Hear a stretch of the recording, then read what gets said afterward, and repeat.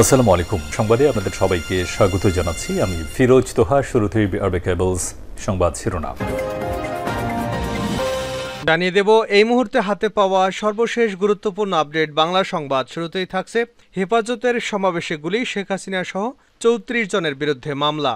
২০১৩ সালের ৫ মে মতিঝিল শাপলা চত্বরে হেফাজতে ইসলামের সমাবেশে নির্বিচারে গুলি চালিয়ে গণহত্যা করা হয়েছে এমন অভিযোগ এনে সাবেক প্রধানমন্ত্রী শেখ হাসিনা সহ ৩৪ জনের বিরুদ্ধে মামলা করা হয়েছে।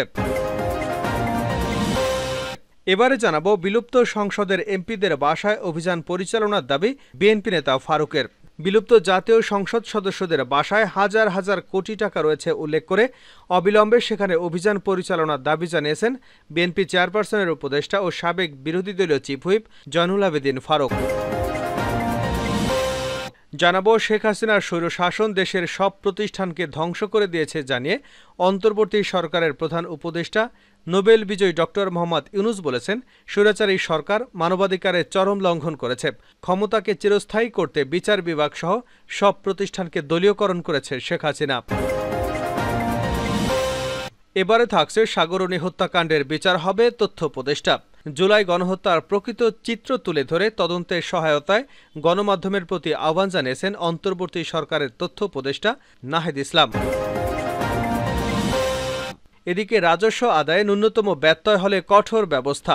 রাজস্ব আদায়ে আইন কানুনের ন্যূনতম ব্যত্যয় হলে কঠোর ব্যবস্থা নেবার হুঁশিয়ারি দিয়েছেন জাতীয় রাজস্ব বোর্ডের নতুন চেয়ারম্যান আব্দুর রহমান খান। তিনি বলেছেন, দুর্নীতি শক্তভাবে নিয়ন্ত্রণ করা হবে, রাঘব বোয়ালদের ব্যাপারে তদন্ত করা হবে, শাস্তির আওতায় আনা হবে।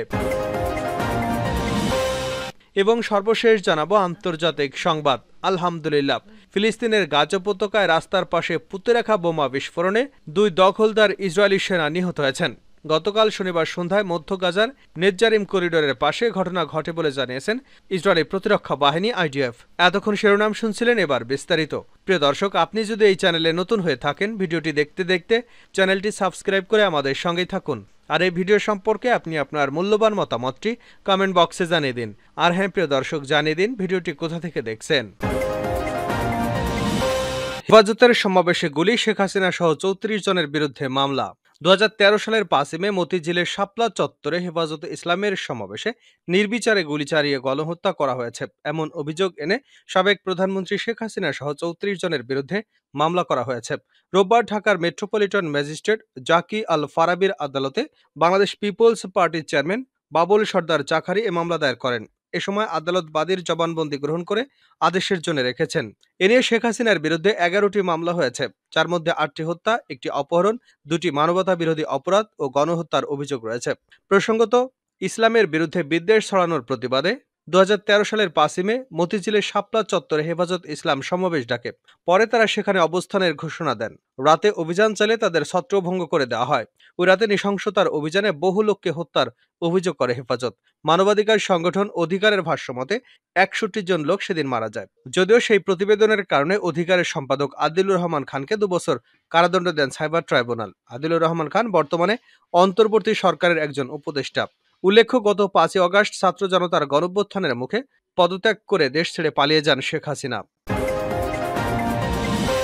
বিলুপ্ত সংসদের এমপিদের বাসায় অভিযান পরিচালনার দাবি বিএনপি নেতা ফারুকের। বিলুপ্ত জাতীয় সংসদ সদস্যদের বাসায় হাজার হাজার কোটি টাকা রয়েছে উল্লেখ করে অবিলম্বে সেখানে অভিযান পরিচালনার দাবি জানিয়েছেন বিএনপি চেয়ারপারসনের উপদেষ্টা ও সাবেক বিরোধী দলীয় চিফ হুইপ জয়নুল আবেদিন ফারুক। রোববার দুপুরে জাতীয় প্রেস ক্লাবের সামনে এক অবস্থান কর্মসূচিতে তিনি এই দাবি তুলে ধরেন।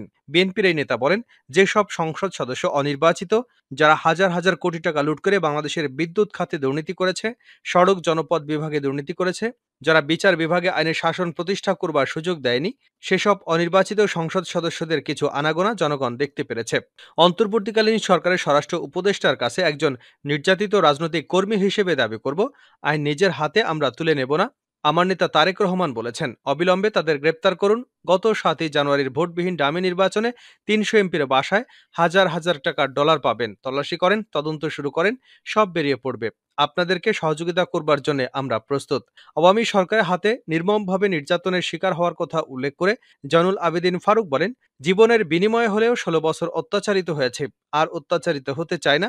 একটি গণতান্ত্রিক দেশে তারেক রহমানের ভাষায়, আমার ভোট আমি দেব, এই অধিকারের ভিত্তিতে একটি নির্বাচন দেশে হোক।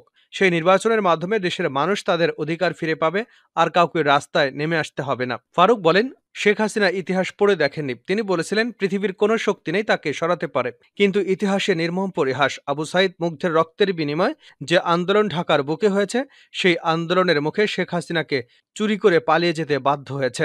অহংকার আল্লাহর চোখে শোভা পায় না। তিনি বলেন, এই আন্দোলনে হত্যাকাণ্ড আপনি শেখ হাসিনা করেছেন, হেলিকপ্টার থেকে গুলির নির্দেশনা আপনি দিয়েছেন, বৈষম্য বিরোধী শিক্ষার্থীদের উপর গুলির নির্দেশ আপনার কাছ থেকে এসেছে। যারা জীবন দিয়েছে তারা আজকে আমাদের মাঝে নেই, তাদের রক্তের গন্ধ এখনো শুকায়নি, তাদের আত্মহত্যের কথা মানুষ ভুলে যায়নি। আজকে শেখ হাসিনা কোথায়? আজকে কোথায় সালমান? কোথায় আনিসুল হক? মুখ ভেঙচে কথা বলতেন আনিসুল হক। আপনি এখন জেলে, আর খালেদা জিয়া মুক্ত আকাশের নিচে। সবই আল্লাহর ইচ্ছা, সবই আল্লাহর রহমত। শেখ হাসিনার স্বৈরশাসন দেশের সব প্রতিষ্ঠান ধ্বংস করে দিয়েছে ডক্টর ইউনূস। শেখ হাসিনার স্বৈরশাসন দেশের সব প্রতিষ্ঠান ধ্বংস করে দিয়েছে জানিয়ে অন্তর্বর্তী সরকারের প্রধান উপদেষ্টা নোবেল বিজয়ী ডক্টর মোহাম্মদ ইউনূস বলেছেন, স্বৈরাচারী সরকার মানবাধিকারের চরম লঙ্ঘন করেছে। ক্ষমতাকে দীর্ঘস্থায়ী করতে বিচার বিভাগ সহ সব প্রতিষ্ঠানকে দলীয়করণ করেছে শেখ হাসিনা। রবিবার দুপুরে হোটেল ইন্টারকন্টিনেন্টালে বাংলাদেশে নিযুক্ত বিভিন্ন দেশের রাষ্ট্রদূত, হাইকমিশনার সহ জাতিসংঘ ও বিভিন্ন সংস্থার প্রধানদের ব্রিফকালে তিনি একথা বলেন। এ সময় সংকটকালীন বাংলাদেশের পাশে থাকায় বন্ধু রাষ্ট্রগুলোর প্রতি কৃতজ্ঞতা প্রকাশ করেন ডক্টর মোহাম্মদ ইউনূস। তিনি বলেন, বাংলাদেশের বন্ধু রাষ্ট্রের কাছে কৃতজ্ঞ। সংকটকালীন যারা আমাদের সহায়তা করেছেন। বর্তমানে একটি চ্যালেঞ্জিং সময় পার করছি। 2 সপ্তাহ হলো বাংলাদেশের দ্বিতীয় বিপ্লব সাধিত হয়েছে। হাজার হাজার মানুষ শাসক শেখ হাসিনার বিরুদ্ধে প্রতিরোধ গড়ে তুলেছে। তিনি দেশ থেকে পালিয়ে গেছেন। ডক্টর ইউনূস বলেন, সাধারণ মানুষের স্বাধীনতার জন্য ছাত্র জনতা প্রতিশ্রুতিবদ্ধ। শত শত মানুষ মারা গেছে, হাজার হাজার মানুষ আহত হয়েছেন। আমি আশা করি আপনারা আমাদের সহায়তা করতে পারেন। অনেক শিক্ষার্থী বুলেটের আঘাতে আহত হয়েছেন, অনেকের চোখে রাবার বুলেট লেগেছে। প্রধান উপদেষ্টা বলেন, আমি তরুণদের সম্মান জানাই যারা দেশের জন্য আত্মত্যাগ করেছেন। আন্তর্জাতিক গণতান্ত্রিক মত প্রকাশের জন্য তারাই আত্মত্যাগ করেছেন। বৈষম্যহীন বন্ধুপূর্ণ দেশ চায় তরুণ সমাজ। আমি দেশের দায়িত্ব নিয়েছি, তবে শেখ হাসিনার স্বৈরশাসনের দেশে সব প্রতিষ্ঠান ধ্বংস করে দিয়েছে। বিচার বিভাগ ভেঙে পড়েছে। দীর্ঘ সময় ধরে গণতান্ত্রিক অধিকার ক্ষুণ্ণ করা হয়েছে। পাতানো নির্বাচন করা হয়েছে। ভোটাধিকার থেকে বঞ্চিত হয়ে তরুণ সমাজ বেড়ে উঠেছে। রাজনৈতিক প্রভাবে ব্যাংক ডাকাতি হয়েছে। সাগরনী হত্যাকাণ্ডের বিচার হবে, তথ্য উপদেষ্টা। জুলাই গণহত্যার প্রকৃত চিত্র তুলে ধরে তদন্তে সহায়তায় গণমাধ্যমের প্রতি আহ্বান জানিয়েছেন অন্তর্বর্তী সরকারের তথ্য উপদেষ্টা নাহিদ ইসলাম। নতুন করে তথ্য মন্ত্রণালয়ের দায়িত্ব পাওয়ার পর রোববার মন্ত্রণালয়ের কর্মকর্তাদের সঙ্গে মত বিনিময় সভায় এসব কথা বলেন তিনি। মন্ত্রণালয়ের কর্মকর্তা কর্মচারীদের বিগত আন্দোলনে আহতদের পাশে দাঁড়ানোর নির্দেশনা দিয়েছেন তথ্য উপদেষ্টা। নাহিদ ইসলাম বলেন, গণমাধ্যমকে কাজ করতে হবে দল নিরপেক্ষভাবে। স্বাধীন গণমাধ্যম কমিশন গঠনের পরিকল্পনা রয়েছে অন্তর্বর্তী সরকারের। এর মাধ্যমে নতুন গণমাধ্যম নিশ্চিত করা হবে। স্টেক হোল্ডারদের সঙ্গে এ নিয়ে আলোচনা করব। তিনি আরো বলেন, গণমাধ্যম কর্মীদের আইনসহ সংশ্লিষ্ট আইনের সমস্যা থাকলে সেটি সংস্কারের পাশাপাশি সেন্সর বোর্ড পুনর্গঠন করা হবে। উপদেষ্টা বলেন, সাংবাদিক দম্পতি সাগর সারোয়ার ও মেহেরুন রুনি হত্যাকাণ্ডের বিচার হবে। তদন্ত করে দ্রুত বিচার নিশ্চিত করা হবে। এক্ষেত্রে মন্ত্রণালয় সহায়তা করবে। সংবাদকর্মীদের বেতন কাঠামো নিয়ে উপদেষ্টা বলেন, বিদ্যমান বেতন কাঠামো পর্যালোচনা করা হবে। সাংবাদিক নেতাদের সঙ্গে আলোচনা করে নতুন বেতন কাঠামো নির্ধারণ করা হবে। মন্ত্রণালয়ের অধীনে যেসব সংস্থার সেন্সর বোর্ড এবং জুরি বোর্ডের কমিটি ভেঙে নতুন করে গঠন করা হবে। তিনি বলেন, সেন্সর বোর্ডে যেসব ছবি আটকে আছে দ্রুত সময়ের মধ্যে ছেড়ে দেওয়া হবে। স্বাধীন গণমাধ্যম কমিশনের কথা প্রাথমিকভাবে ভাবা হচ্ছে জানিয়ে নাহিদ ইসলাম বলেন, সাংবাদিকদের সঙ্গে আলোচনা করে এটি ঠিক করা হবে। তথ্য উপদেষ্টা আরো বলেন, নিবর্তনমূলক আইন যেগুলো গণমাধ্যমের স্বাধীনতার জন্য অন্তরায়, সেগুলো পুনর্বিবেচনা করতে হবে। গাজায় পুঁতে রাখা বোমায় প্রাণ গেল 2 ইসরায়েলি সেনার। ফিলিস্তিনের গাজা উপত্যকায় রাস্তার পাশে পুঁতে রাখা বোমা বিস্ফোরিত হয়ে দখলদার ইসরায়েলি 2 সেনা নিহত হয়েছেন। গতকাল শনিবার সন্ধ্যার মধ্যে গাজার নেতজারিম করিডোরের পাশে এ ঘটনা ঘটে বলে জানিয়েছে ইসরায়েলি প্রতিরক্ষা বাহিনী। ইসরায়েলি সংবাদ মাধ্যম টাইমস অফ ইসরায়েল জানিয়েছে, ইজহাক পেলেত এবং সেনাবাহিনীর একটি বহরকে নেতৃত্ব দিয়ে গাজার জেইতুনের দিকে যাচ্ছিলেন। ওই শহরে সেনাদের জন্য যুদ্ধ সরঞ্জাম ছিল। অপরদিকে মোর্দেজাই ইউসুফ এই বহরের গাড়ি চালক ছিলেন। গাড়ি নিয়ে যখন তারা যাচ্ছিলেন তখন গাজার মধ্যাঞ্চলের নেতজারিম করিডোরের পাশে পুঁতে রাখা বোমা বিস্ফোরিত হয়। এতে 2 জন নিহত এবং বাকিরা আহত হন।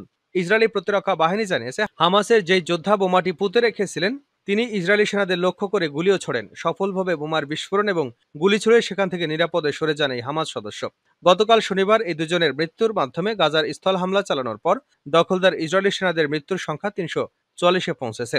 এর আগে ৭ অক্টোবর ইসরায়েলের বিভিন্ন অবৈধ বসতিতে হামলা চালিয়ে আরও ৩ শতাধিক সেনাকে হত্যা করেছিল হামাসের যোদ্ধারা।